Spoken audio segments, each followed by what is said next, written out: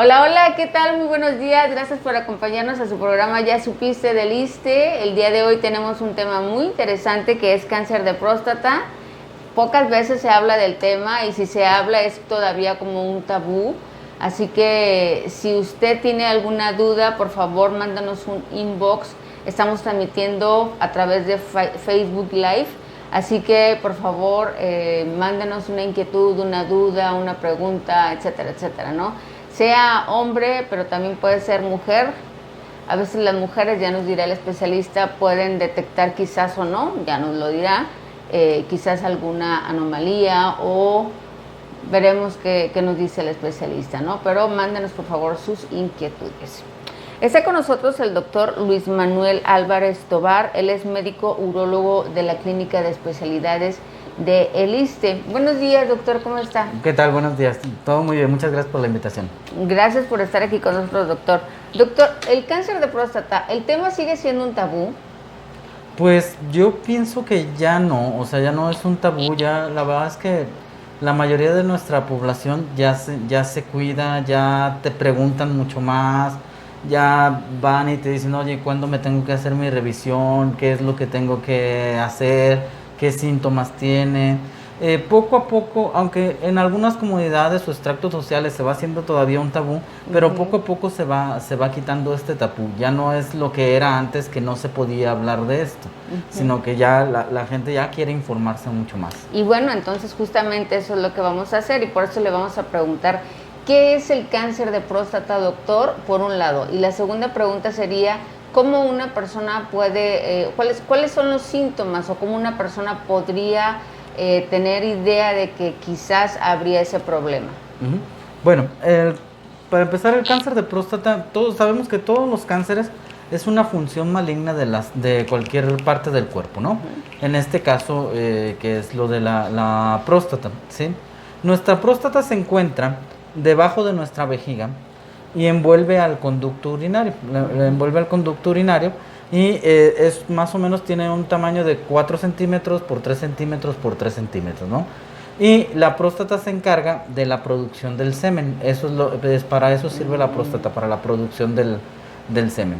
Entonces, la próstata empieza a ser una función maligna, ¿sí? Ya no nada más se encarga de la producción del semen, sino va a ser una producción maligna de algunas otras, de algunos otros factores químicos, y entonces eso se va a considerar pues un cáncer, ¿no? Una función maligna. Y desgraciadamente el cáncer de próstata no da ningún síntoma hasta que ya está muy avanzado. Entonces es aquí donde es el gran reto para nosotros, para los urólogos, estar detectando el cáncer de próstata a una edad adecuada, ¿sí? Porque no da ningún síntoma, y eso es lo más curioso, que los pacientes a veces llegan a revisión, lo revisamos y bueno, diagnosticamos un cáncer de próstata y el paciente me dice, oye, ¿sabes qué, doctor? No, tú estás mal, o sea, yo no siento absolutamente nada.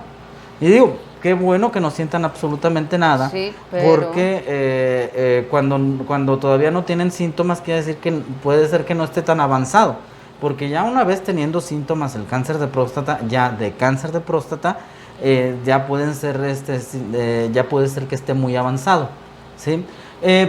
También es bien importante diferenciar entre el cáncer de próstata y el crecimiento prostático benigno, que son dos enfermedades de la próstata que prácticamente pueden dar casi al mismo tiempo, pero no son nada iguales, ¿sí? Una enfermedad que es el crecimiento benigno de la próstata, o la obstrucción por el crecimiento benigno de la próstata, pues esta enfermedad todos la vamos a tener, nadie nos vamos a salvar. Unos en mayor grado, otros en menor grado, pero todos la vamos a tener, ¿sí? Todos vamos a llegar a tener algún síntoma de que la próstata nos está creciendo. Y la próstata tiene una peculiaridad, que la próstata va a envolver el conducto urinario, lo envuelve de esta manera. Entonces, cuando la próstata crece, va a crecer para afuera, pero también va a crecer para adentro, y va a disminuir el calibre del conducto urinario, ¿sí? Va a obstruir el conducto urinario. Y en esta obstrucción, entonces el paciente va a tener problemas, ¿sí? de pujar para orinar, de que el chorro sea más delgadito, de que orinen por pausas, de que se queden con ganas de orinar, que tengan que revaciar orina, que se levanten en la noche, incontinencia probablemente, que les dé urgencia para ir a orinar y que vayan a orinar constantemente, ¿sí? O sea, pueden ser esos y otros síntomas más, ¿no? Pero esto no quiere decir que esto sea maligno, o sea, esta es una característica que nomás creció la próstata. Yo siempre les digo a los pacientes, mira, es como las uñas, nos va a crecer, ¿sí? Entonces la próstata va a crecer y esto podemos dar tratamiento, pero esto es algo benigno. Que se puede llegar a complicar, sí, obviamente se puede llegar a complicar, pero el crecimiento prostático con los síntomas que nosotros tenemos, pues nos va a ir avisando. O sea, el mismo paciente va a llegar y te va a decir, doctor, ¿sabes qué? Yo ya no orino bien, no orino a gusto y tengo tales síntomas, ¿no? Entonces eso nos va avisando y uno va diciendo, bueno, pues muy probablemente tengas crecimiento prostático, obstrucción por crecimiento prostático benigno, que esto se dice benigno no porque no ocasione problemas, sino que simplemente es porque no va a llegar a ser un cáncer, ¿no? Y al contrario del cáncer de próstata, el cáncer de próstata puede la próstata estar del mismo tamaño, no darnos ningún síntoma, pero se puede tener cáncer de próstata. Entonces, ahí está la diferencia entre uno y otro, ¿sí? O también pueden convivir las dos enfermedades. Y también es muy común que a mi consulta me lleguen los pacientes y me digan, doctor, yo estoy orinando muy mal y tengo todos estos síntomas, seguramente tengo cáncer, ya me voy a morir.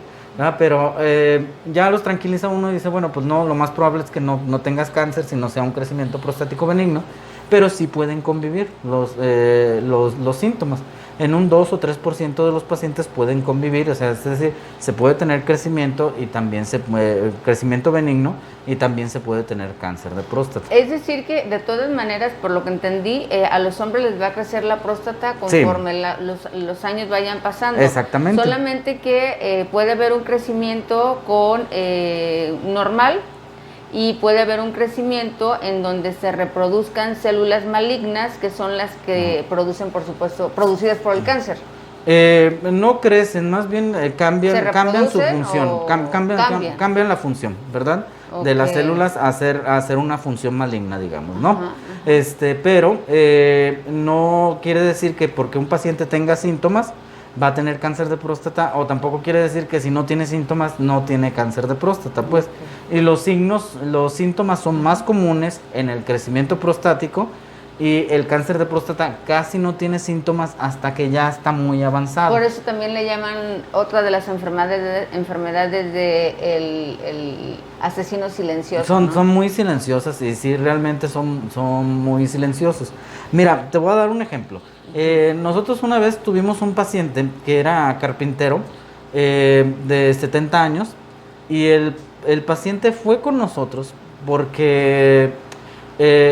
acudió al hospital porque se golpeó en la esquinita de una mesa y se le hizo un hoyo, es decir, se fracturó el cráneo.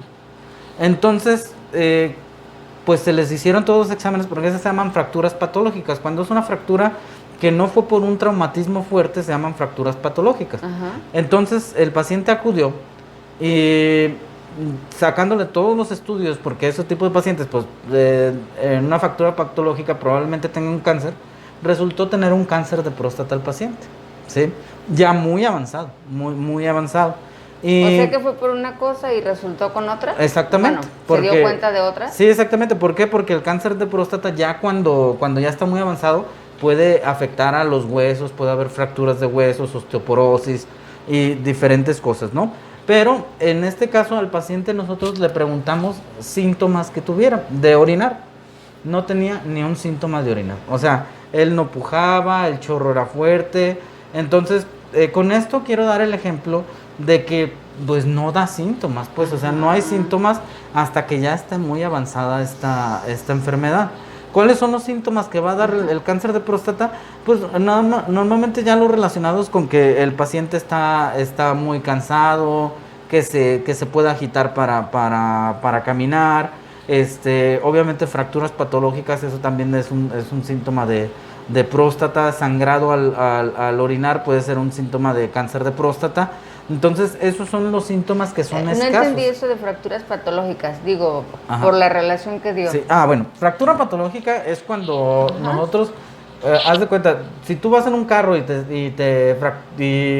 chocas, te puedes fracturar, ¿no? Pero eso es por un movimiento rápido.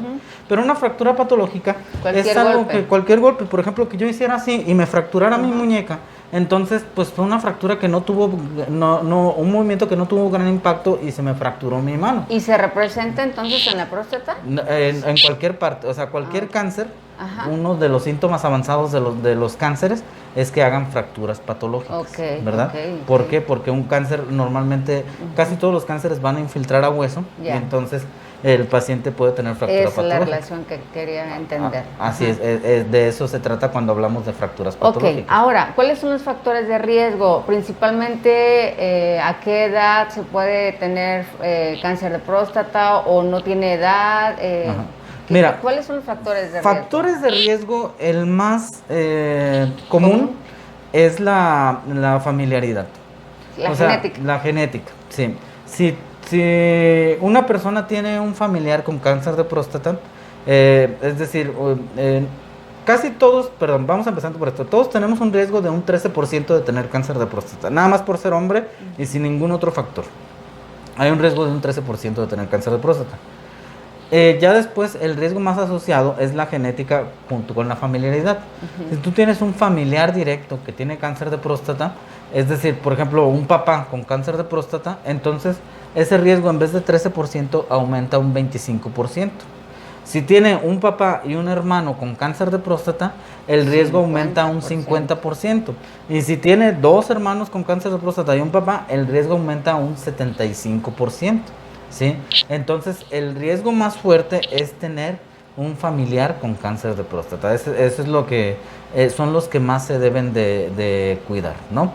Y ahora, ¿cuándo nos vamos a cuidar nosotros del cáncer de próstata? Porque ahí es el tabú más importante, ¿no? O sea, ¿qué vamos a hacer? Bien, mira, el cáncer de próstata se presenta más en etapas ya de adultos ya mucho mayores, ¿no? Estamos hablando que se presenta mucho más en los pacientes de alrededor de los 70 años, ¿sí? Y entonces, estos son los porcentajes que más descubrimos de pacientes con cáncer de próstata. En las etapas tempranas casi no se presenta, ¿sí? Pero aquí va la clave de por qué nos debemos de revisar. Un paciente muy joven con cáncer de próstata tiene un riesgo muy alto de morirse. Sí, o sea, es rapidísimo y tienen un riesgo muy alto de muerte, ¿sí? Estamos hablando, para nosotros un paciente muy joven, un paciente de 50 años es un paciente que tiene un riesgo muy alto de morirse. Y así va avanzando y los clasificamos hasta los 65 años. Es la última etapa donde decimos, bueno, este tiene un riesgo alto de morirse, pero ya no es tanto como uno de 50 años, ¿no? Y esta relación que tiene el cáncer de próstata es con la edad. A veces me llegan así pacientes de 90 años que me dicen, oye doctor, pues mi papá tiene cáncer de próstata, pues seguramente de eso no se va a morir, ¿no? Porque viene siendo más benevolente en las personas ya mucho mayores, es más benevolente el cáncer de próstata, pero en las personas jóvenes es muy agresivo, ¿sí?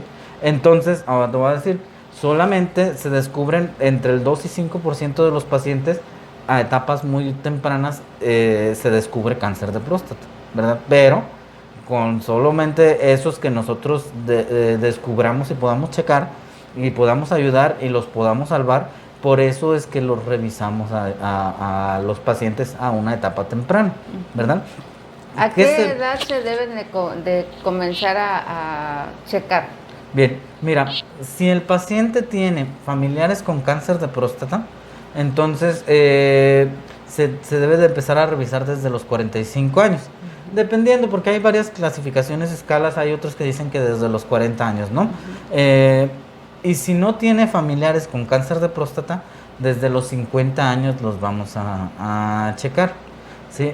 Y aquí es una cosa muy curiosa, porque luego después, a veces también sí me llega gente que también hay que saber, pues, porque me han llegado gente de 22, 23 años que me dicen, doctor, quiero checarme porque quiero ver si no tengo cáncer de próstata. Pues a ellos no los vamos a checar, pues, o sea, no los vamos a checar. O también me pasa mucho que la esposa lleva al marido de 30 años, oiga, chéquelo para ver si no tiene cáncer de próstata. Pues no, esto no, o sea, no se va a checar ahí, ¿sí? Normalmente los vamos a empezar a checar desde los 45 o los 50 años, según sea el caso, ¿no? Y según doctor tengo entendido, pues hay dos pruebas, ¿no? Una que es a través de un piquete de sangre, le sacan un poquito, una gotita de sangre, y otro más que es el tacto rectal. ¿Nos pudiera explicar en qué consiste cada una de ellas y cuál es la que se debe de aplicar a cuál hombre y por qué? Bien, mira, aquí es importante saber que nosotros tenemos un 100% de pacientes, ¿no? Que tienen, que pueden tener cáncer de próstata. De este 100%, el 60% de los pacientes van a elevar el antígeno prostático y van a tener su próstata dura, ¿verdad? Del 100% de los pacientes. El otro 20% solamente va a elevar el antígeno prostático, pero no se va a poner la próstata dura. ¿Sí?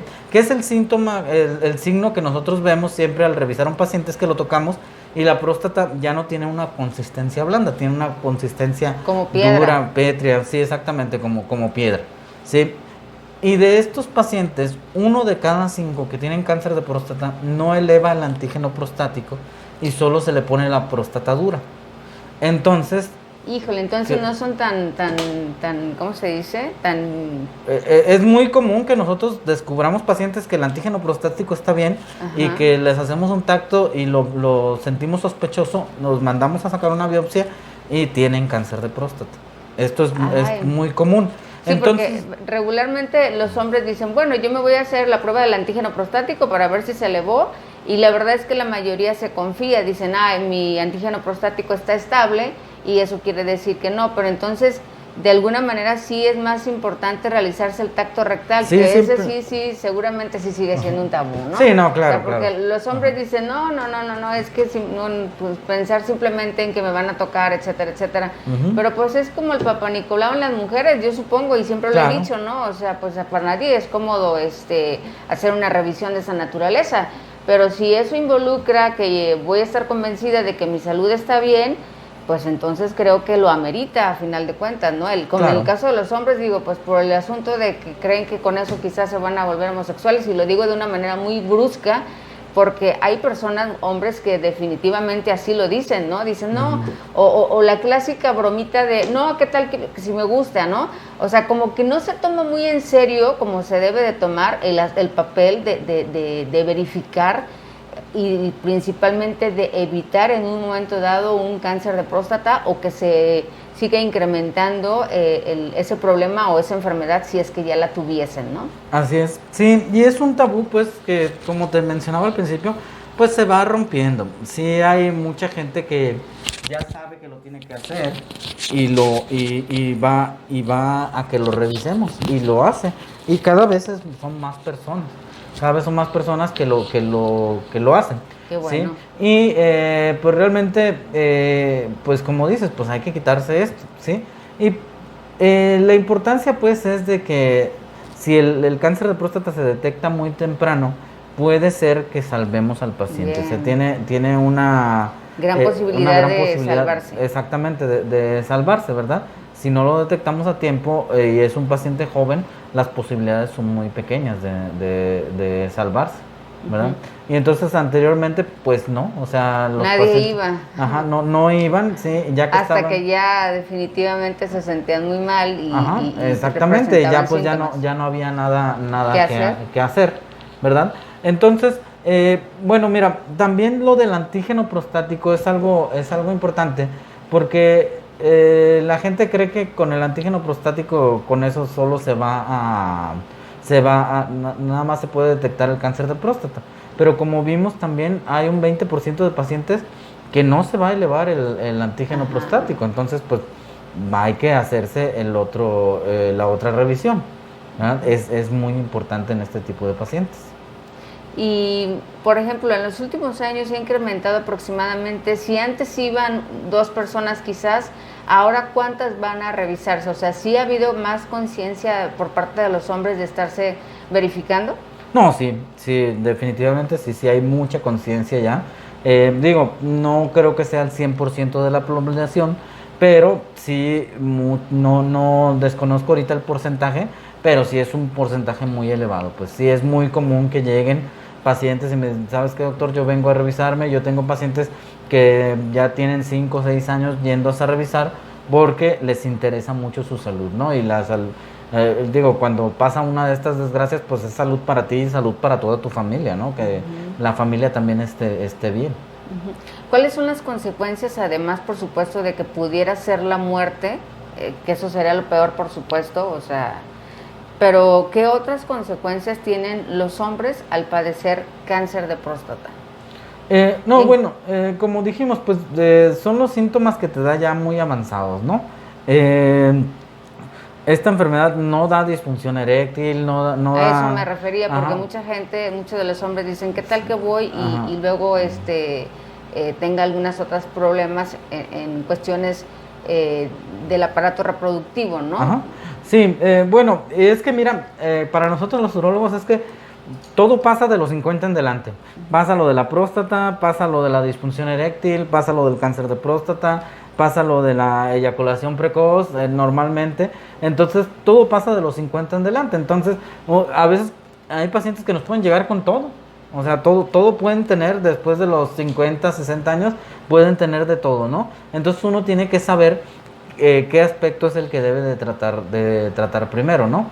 Aunque si es más importante lo del cáncer de próstata o lo de la disfunción eréctil o la eyaculación precoz o el crecimiento prostático. Entonces eso es lo que tiene uno que saber, qué es lo que vamos a tratar. Pues obviamente si estamos hablando de este tipo de enfermedades, pues primero va el cáncer de próstata, claro, ¿no? Ese es el que tiene mano. Por la gravedad que esto representa, pero bueno, ya mencionó algunas, que una principalmente entonces es la disfunción eréctil. ¿De qué otra manera se merma la salud? La disfunción eréctil no es por el cáncer de próstata, eso ya, como te digo, viene todo junto, o sea, desgraciadamente después de los 50 todo pasa. Y entonces, ¿Y eso por las hormonas o por qué? No, es por diferentes mecanismos, ¿no? O sea, sí, el crecimiento prostático puede tener un factor hormonal, ¿sí? O unos factores que se llaman de crecimientos endoteliales, ¿no? Pero la disfunción eréctil pues es por otro mecanismo, que también puede ser hormonal, pero no de las mismas hormonas, ¿sí? Y también la eyaculación precoz puede ser por otros factores, ¿no? Entonces, aquí lo interesante es eso, que todas se juntan, aunque no tengan el mismo, la misma causa, todas se juntan y se juntan a la misma vez. Entonces luego llegan los pacientes y me dicen, oye, doctor, tengo esto porque yo creo que la próstata me está causando disfunción eréctil y eyaculación precoz. Entonces, no, o sea, no es así. No necesariamente. No lo causan, pues, o sea, y entonces normalmente, pero lo asocian porque les dio al mismo tiempo, pero no es que todas sean del mismo factor. Cuando van los pacientes, los hombres, ¿qué le externan, doctor? Cuando les dicen que tienen cáncer de próstata, ¿cuál es su principal preocupación? Bueno, mira, la principal preocupación es que si es curable o no es curable, ¿no? Lo primero que van a preguntar, bueno, ¿es curable o no es curable? Ahora, ¿si es curable o no es curable? Si se detecta a tiempo, como todos los cánceres, ¿sí? Si te detecta a tiempo, sí puede ser curable, ¿sí? Si ya no se detecta a tiempo, ya no es curable, ¿verdad? ¿De qué depende aquí del cáncer de próstata, de que sea curable o que no sea curable? Que esté dentro de la próstata, ¿sí? Que esté confinado a la glándula prostática. Si lo tenemos nada más ahí, entonces el cáncer de próstata muy probablemente va a ser curable, ¿sí? Digo probablemente porque luego se dice que hay micrometástasis que no se descubren con otros estudios, pues, porque cuando nosotros ya tenemos un paciente que ya vimos que hicimos un tacto, hicimos un antígeno prostático u otros estudios que hay ahora para detectar cáncer de próstata, como son el ecosonograma transrectal o la resonancia magnética, ¿sí? aquí quiero ser muy puntual porque luego también mucha gente también se está ya estudiando estos temas, pues, y entonces llegan y te dicen, no, doctor, a mí no me toques, a mí hazme una resonancia o hazme un ecosonograma o diferentes cosas, ¿no? Y esos también son alternativas. Con eso también se puede lo verificar. que pasa es que el ecosonograma y la resonancia son imágenes, son estudios de imagen, pues. ¿Pero ¿verdad? esas sí son confiables? Son confiables, pero finalmente se tienen que, se tiene que diagnosticar por medio de una biopsia. Finalmente vamos a mandar a hacer una biopsia en la próstata, es decir... Y para el caso es lo mismo, tiene que haber un tacto rectal. Sí, claro. Ya ven, claro. Entonces definitivamente ya déjense de cosas, o sea, si sí, tienen y que el hacer ecosonograma de cáncer de próstata es un ecosonograma transrectal, ¿verdad? El único que no es transrectal pues es la resonancia magnética. Pero hablando de esto, estos estudios los dos nos van a dar imágenes, ¿sí? Entonces, ¿qué me van a decir a mí en el estudio? A mí me van a mandar un reporte donde me van a decir, oye Luis, salió este estudio y en este estudio hay una imagen sospechosa de cáncer de próstata por ecosonograma, ¿no? Y en la resonancia magnética me lo gradúan del 1 al 5.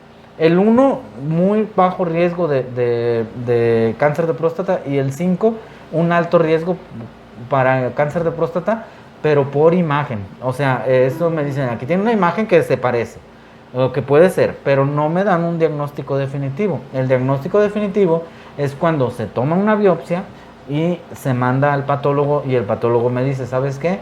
Esto sí es cáncer de próstata, ¿sí? O no es cáncer de próstata. Muy bien, entonces hasta ahí estamos, hay estos tipos de estudios, pero es un todo, pues, o sea, es hacer un todo para yo saber qué es lo que voy a mandar a hacer, ¿no?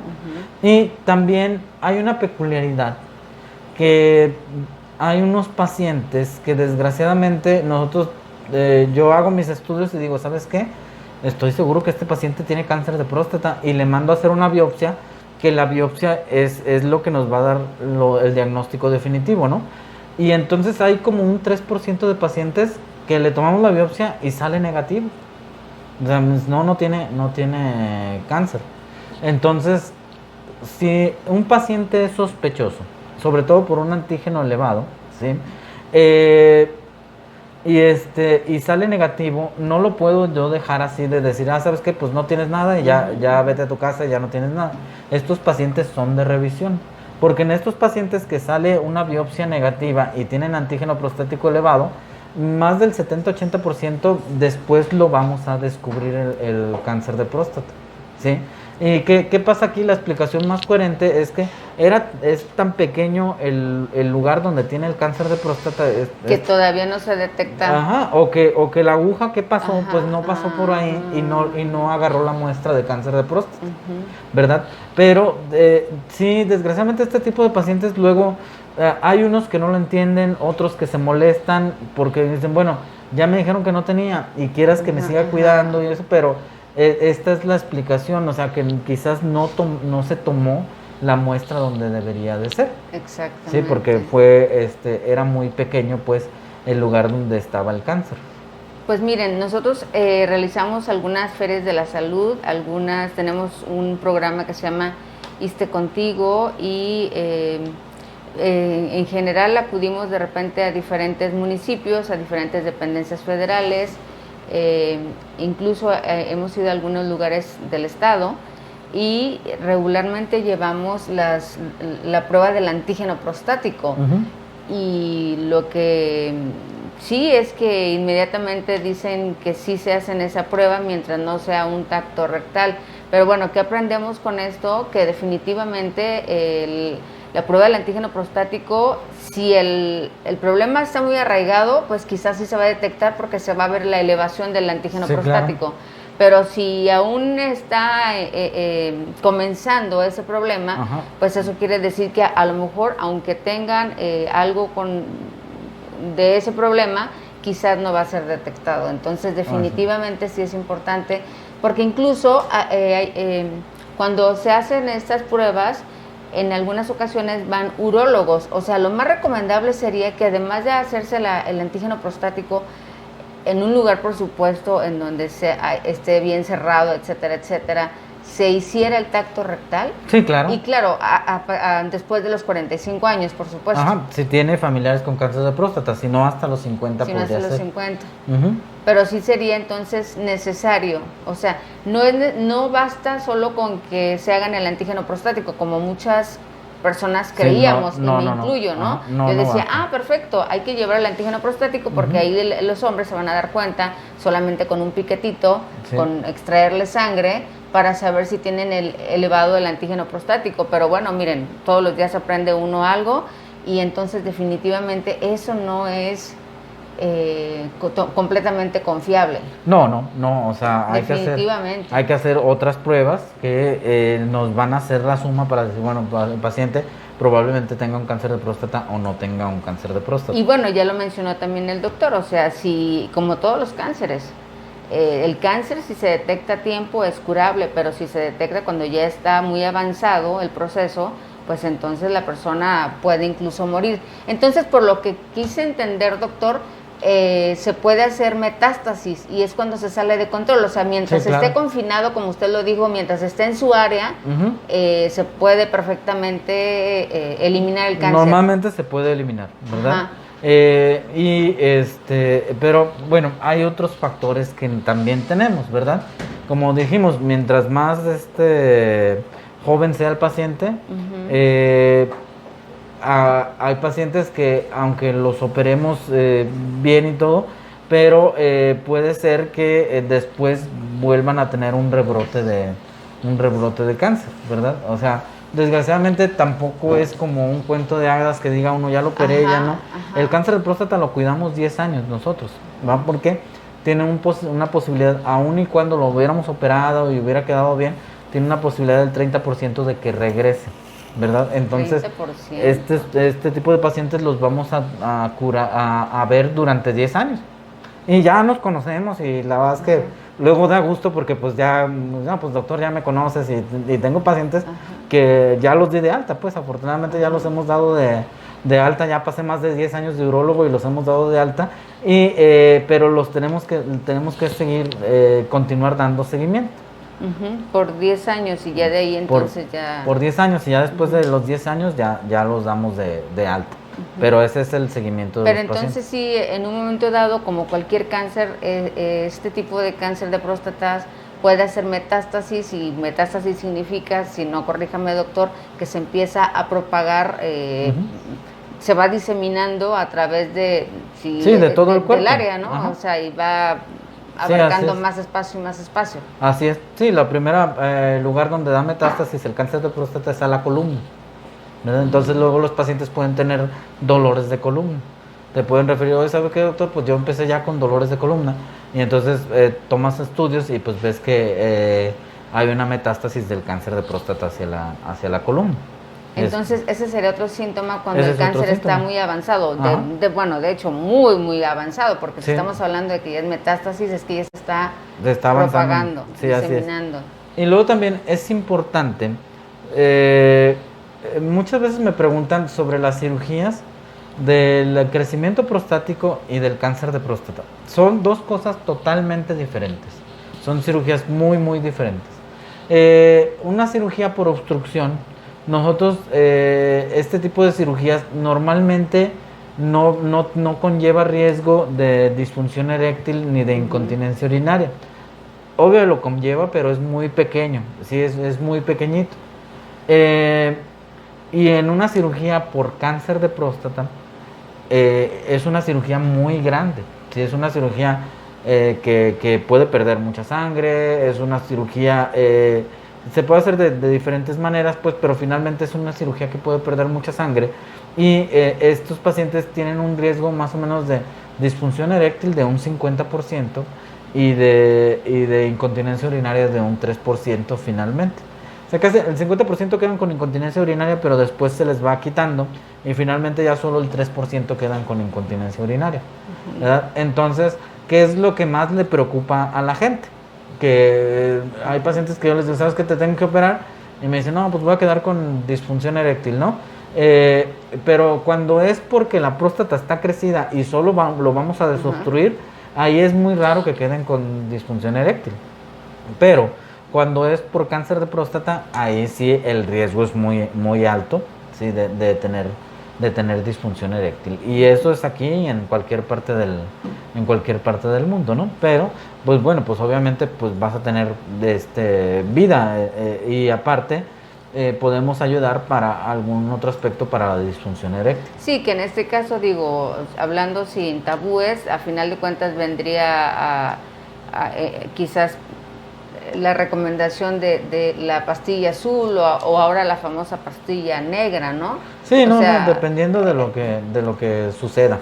Ajá. ¿Verdad? Ahora sí que eso sería lo menos importante porque hay una solución, supongo, para eso, que son las pastillas y cualquier otra herramienta o sí, método. Hay otros tipos de herramientas. Lo importante, a final de cuentas, es el cáncer de próstata, el hecho de que existe ese problema. Lo demás, digo, por supuesto que es vital y es importante, pero no tanto como lo que puede provocar un cáncer de próstata, que es hasta la muerte. Sí, claro, ¿no? Como salvar la vida, pues prácticamente estamos hablando de salvar la vida. Y esto estamos hablando pues de personas jóvenes, ¿no? Las personas mayores, como te digo, afortunadamente baja mucho la agresividad del cáncer de próstata. Y entonces en estos pacientes, no todos, porque luego me dicen, no, pues entonces ya está grande y ya no le vamos a hacer nada. Sí, una persona mayor hay que vigilarlo, ¿sí? Ajá. Pero hay veces que les damos tratamiento unos cuantos meses y luego después ya nomás los mantenemos en observación sin tratamiento ya y el cáncer está muy, muy tranquilo. Y cuando Dios los manda a llamar otra cosa, menos por el cáncer de próstata, ¿verdad?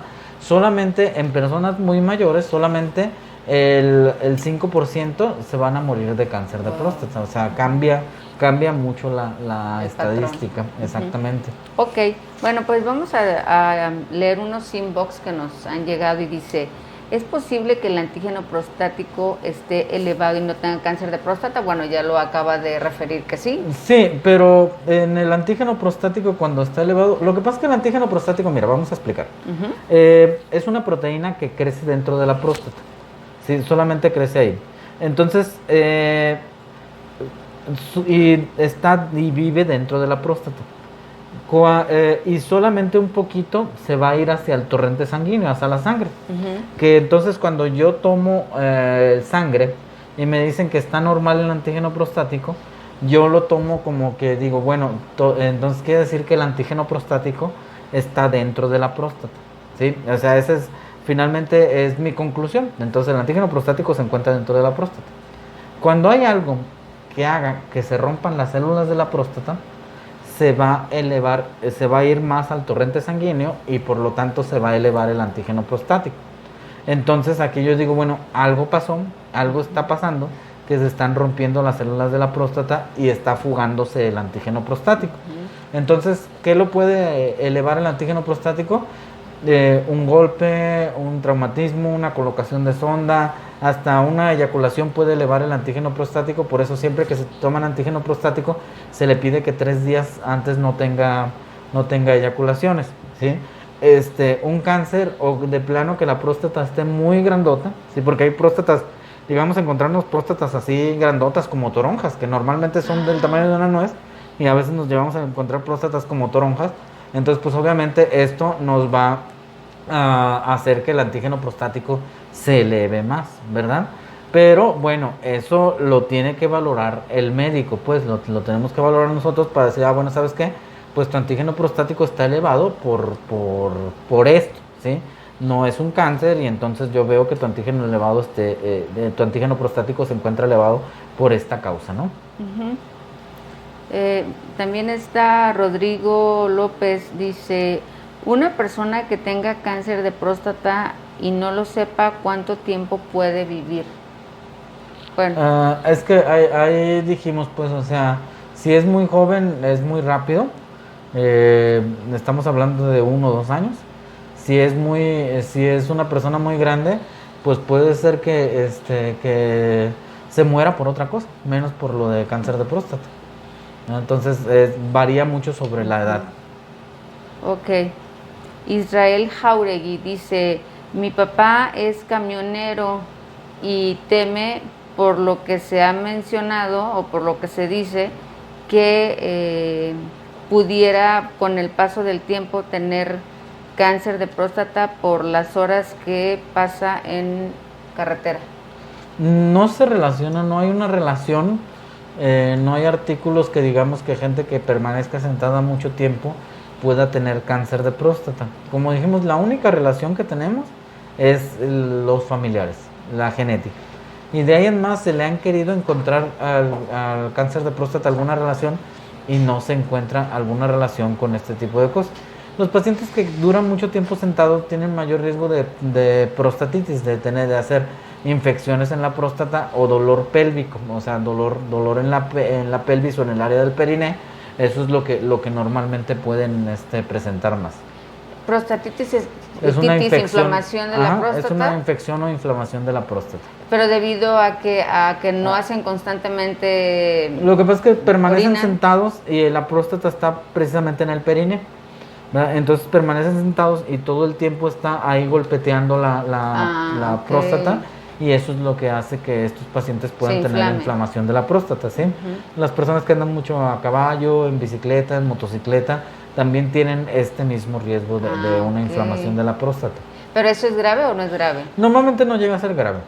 Da unos síntomas un poco molestos, ardor, un poco de dolor o unos síntomas de obstrucción, pues como dijimos, pujar, quedarse con ganas de orinar, pero normalmente se puede arreglar este problema. Ay, sí, yo digo, debe de ser pesado. En alguna ocasión me tocó subirme a un caballo y el famoso albardón, o cómo se llama, como lo usan las escaramuzas, ¿no?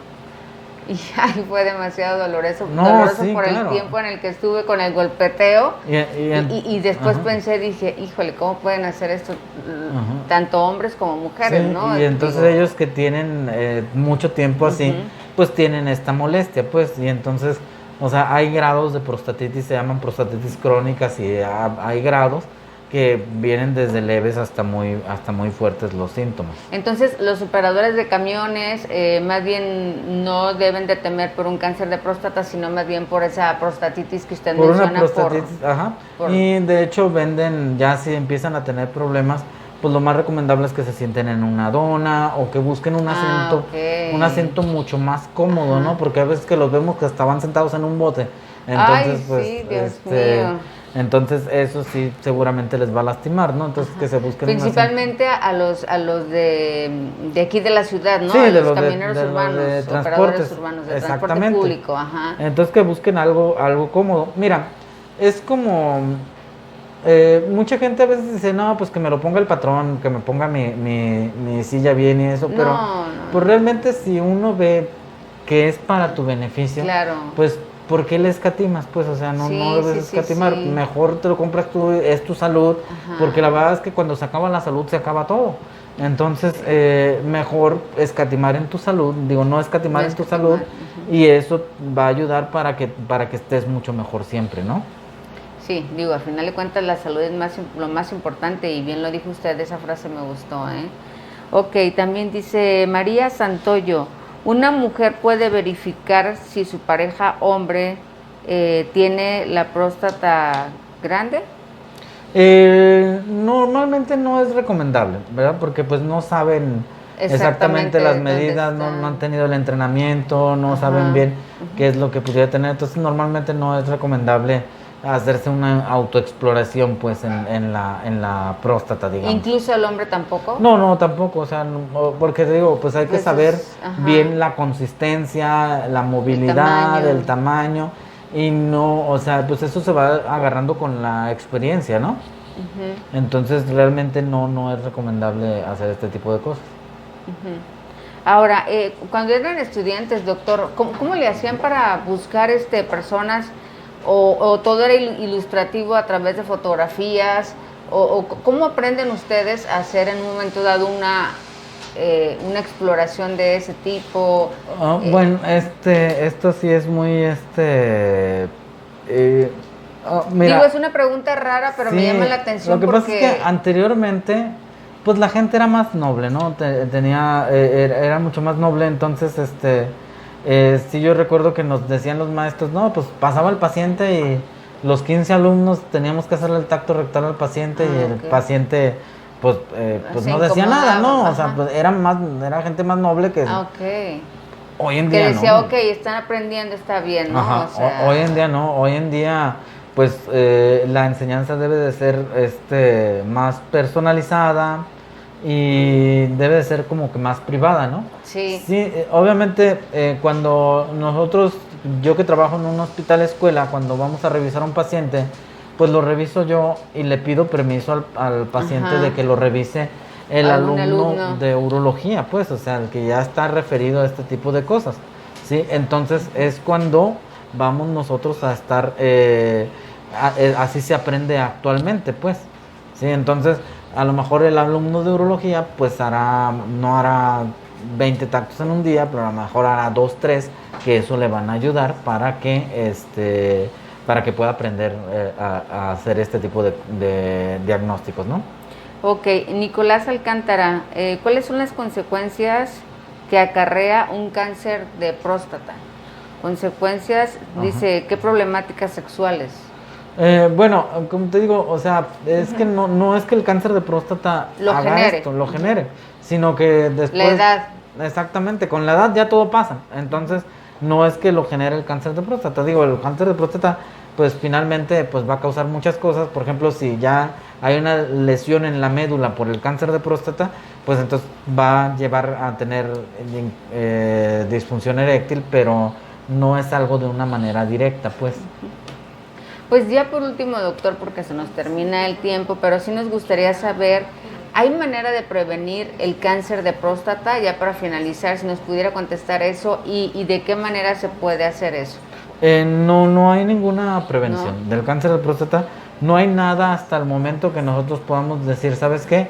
Tómate este medicamento, tómate estas hierbas, porque sí es muy común que les llegan los pacientes y dicen, no, es que me dijeron que con esta hierba no iba a tener cáncer de próstata.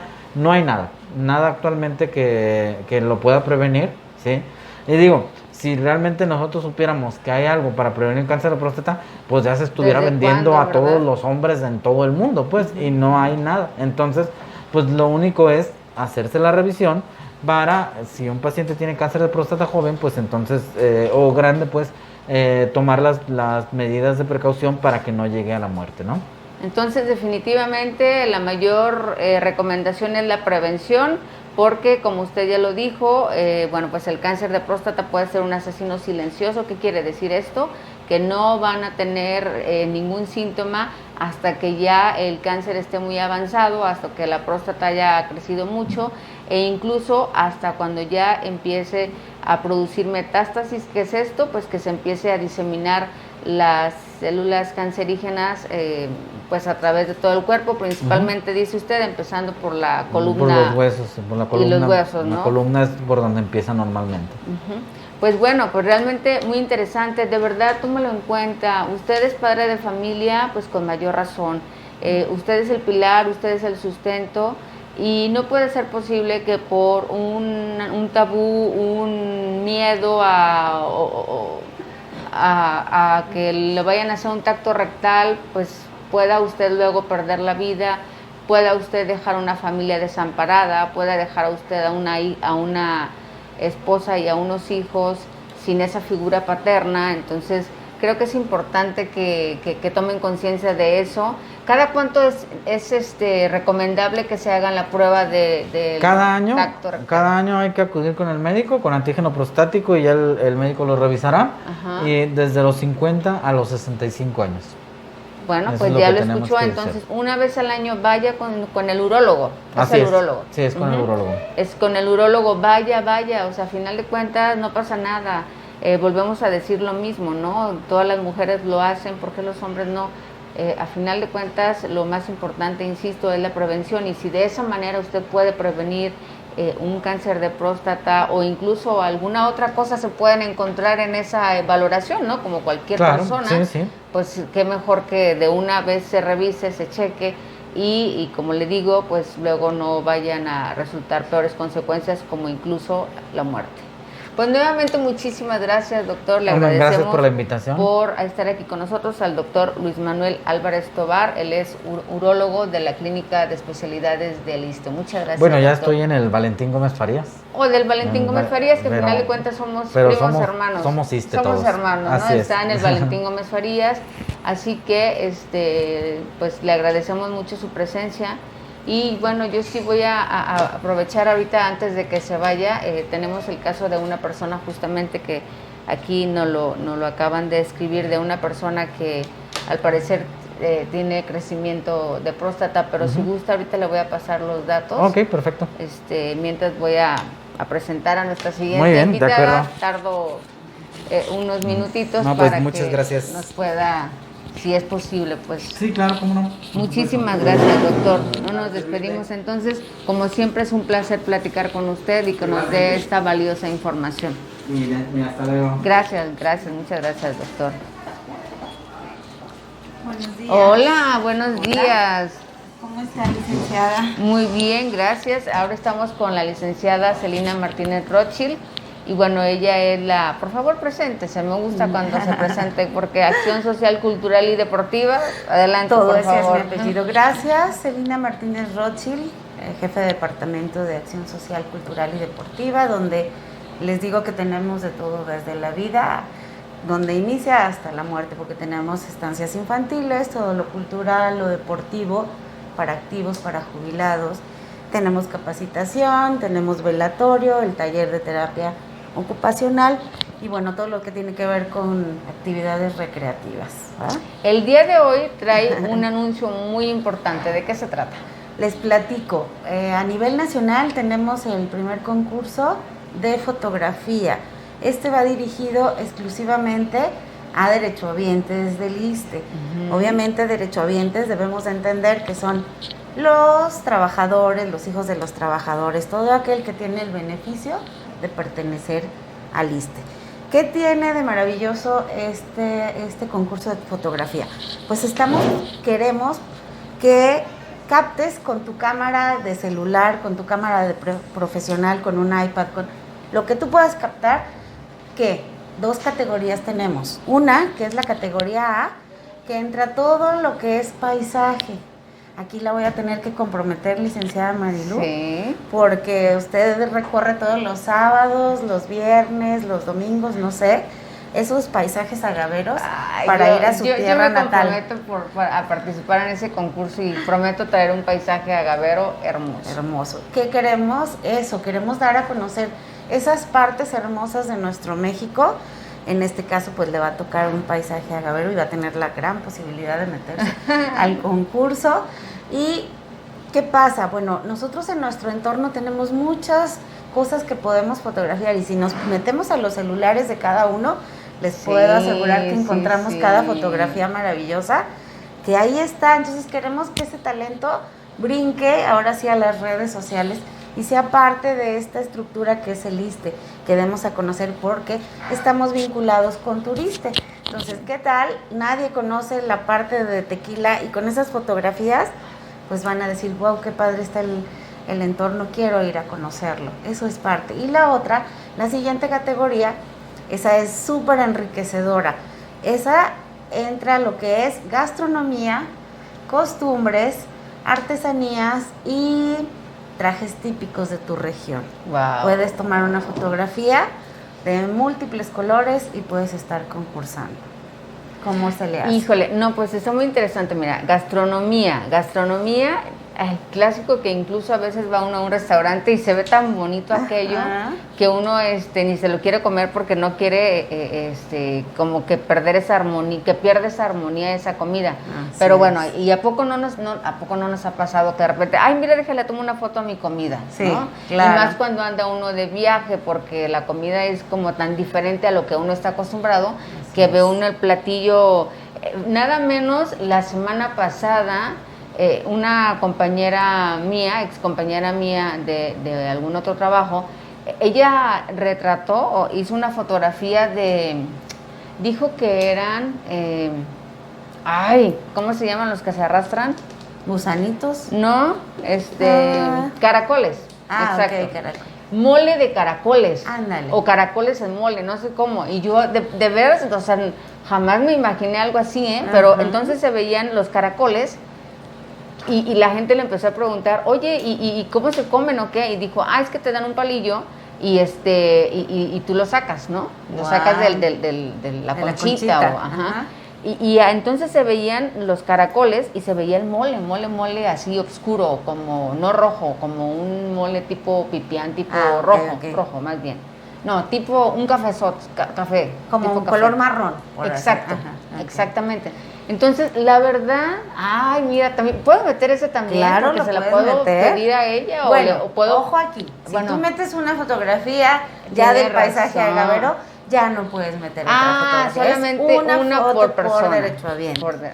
Sí, porque si no le quitas la oportunidad a alguien toda más. La razón. ¿Qué tal sales una excelente fotógrafa y ya nos quitas a todos el derecho? No. Sí, tienes toda la razón. Otra cosa muy importante, debes de ser qué bueno que surgió eso. Sí. Qué bueno que surgió eso para porque capaz de que la gente se agarra tomando fotografías de todo y las manda a todos y a la hora se podría incluso hasta anular. Sí, claro. O sea, debes de tener solo una fotografía como derechohabiente. La otra es que seas mayor de edad, que nos puedas proporcionar tu INE, tu CURP y tu último talón de pago en el caso de que seas pensionada o que seas activo. ¿Sí? Obviamente si son los hijos y eso, pues no correspondería a un talón.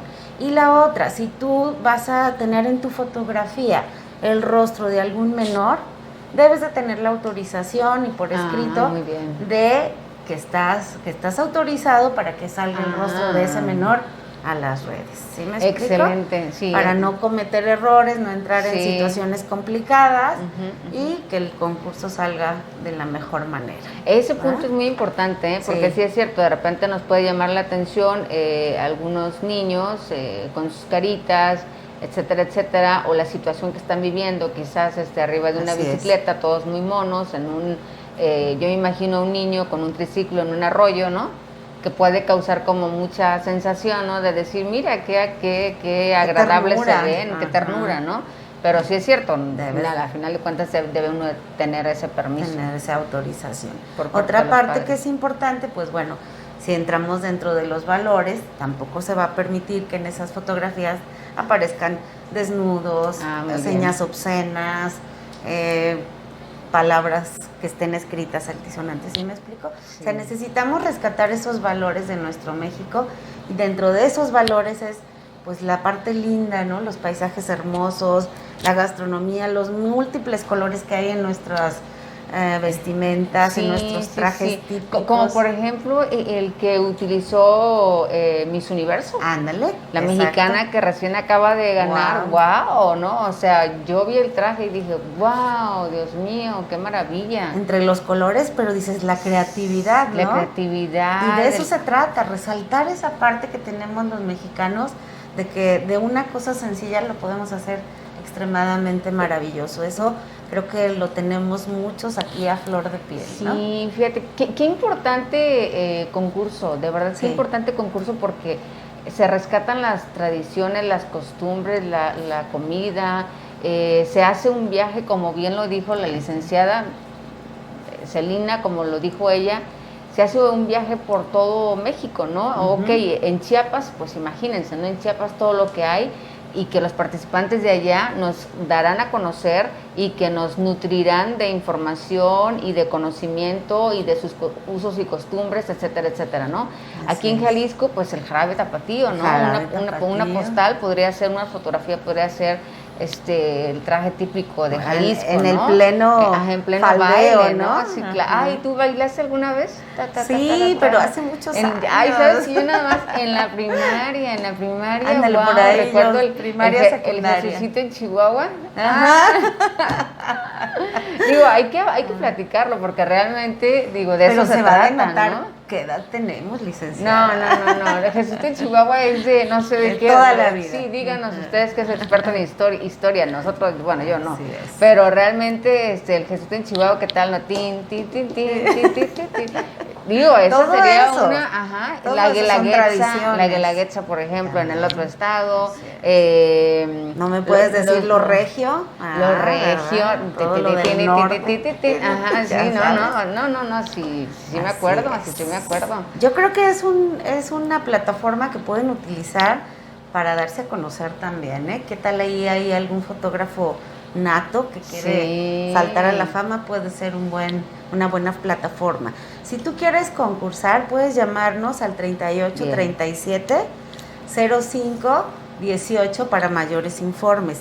Para que puedas asistir aquí a la delegación, llenar una ficha con tus datos y nos puedas traer tu fotografía impresa o bien nos la hagas llegar vía internet. Ya que estés aquí, podemos platicar si para ti es más conveniente imprimirla o que la podamos enviar vía electrónica.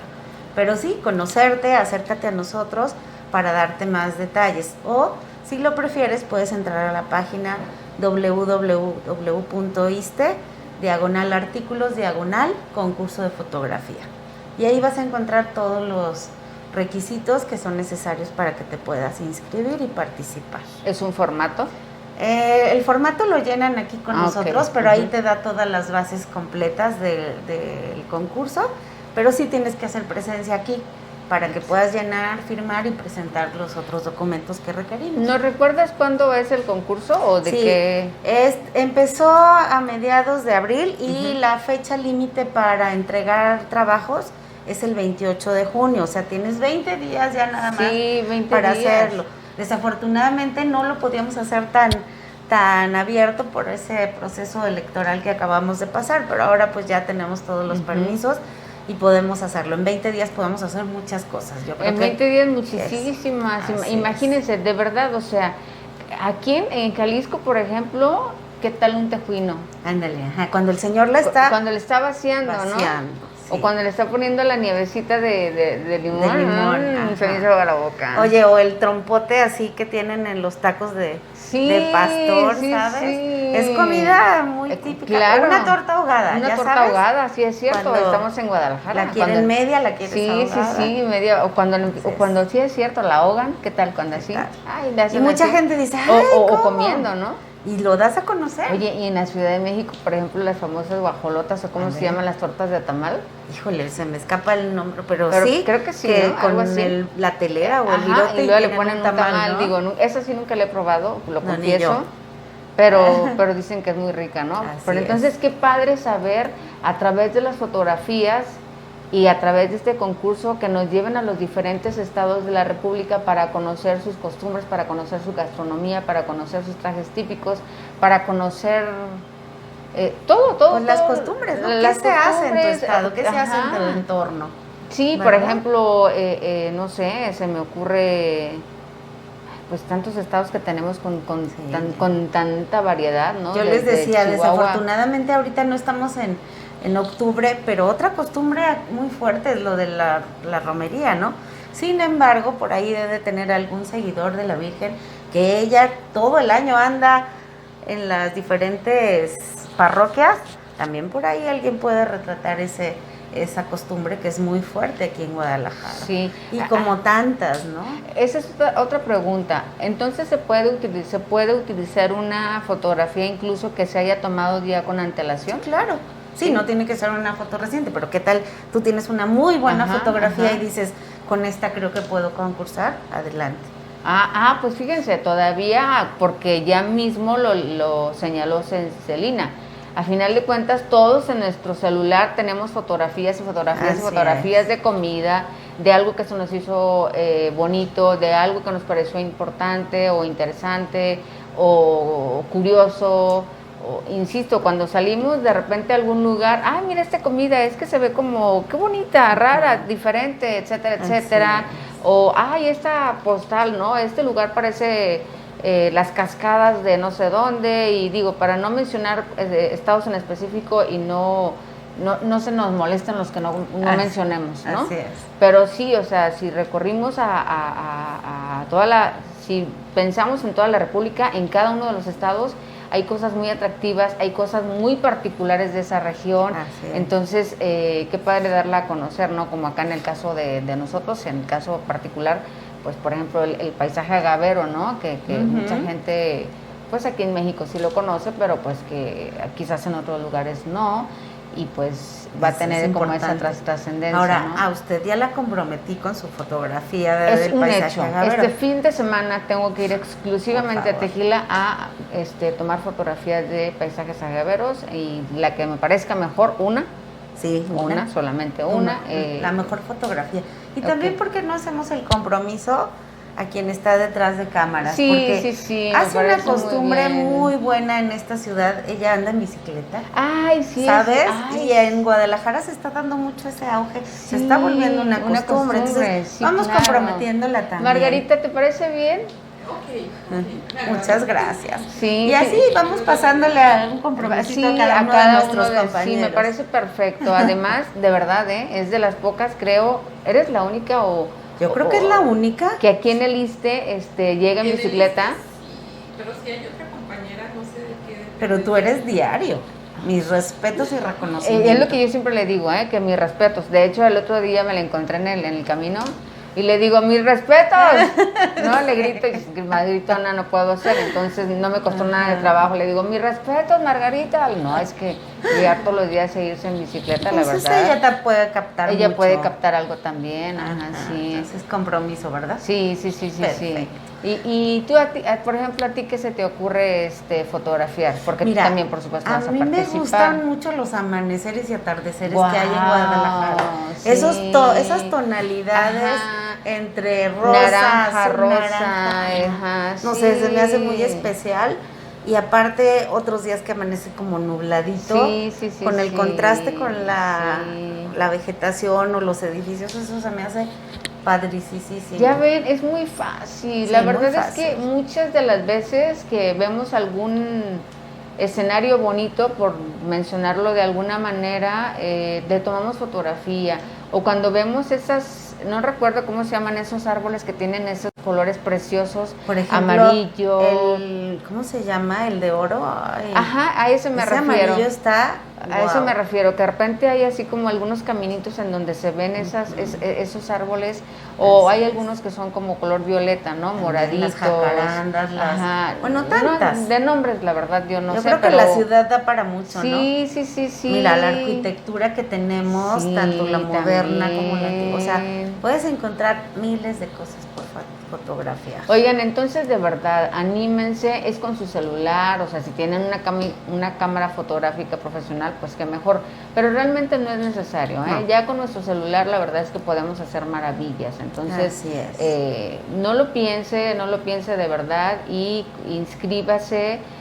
Acuda entonces por favor aquí a las instalaciones de Palacio Federal, Avenida Alcalde número 500, en este caso Liceo número 500, la entrada actualmente está por Liceo, o llame al teléfono 38 37 05 18. Así es. El 28 de junio se cierra esta convocatoria. Así que no lo piense más, de verdad está muy sencillo, porque si fuera de algo específico, pero en este caso es una gama que podemos amplia gama para poder fotografiar y participar. Yo de mi parte, de verdad, hoy sin falta convoco a mis compañeros. Gracias. A que traigan alguna, tienen 20 días, en 20 días por supuesto que sí, y con ello nos deleitamos todos, ¿no? O sea, porque vemos fotografías de diferente índole. ¿Y qué te parece que hagamos esto a nivel delegación Jalisco, las que vayan llegando? Si me regalan un espacio en su periódico mural que tienen en la entrada, podamos exhibir también las que entraron a concurso. Me parece perfecto. Fíjate que esa es muy buena idea.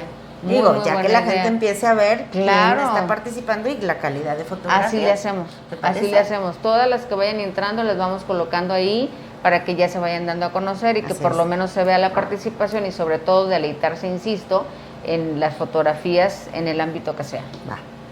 Te agradezco como siempre. No, pues por favor nuevamente invite a las personas para que los esperamos, les reitero, háganse presentes aquí en las oficinas de la delegación, en el Departamento de Acción Social, Cultural y Deportiva, con una servidora, con Carlita, con Claudia Cornejo, cualquiera las puede atender, tenemos las fichas para que llenen todos sus datos, hay que traer los documentos copia de su INE, de su CURP, comprobante de domicilio y el último talón de pago en el caso de que sean trabajadores o pensionados.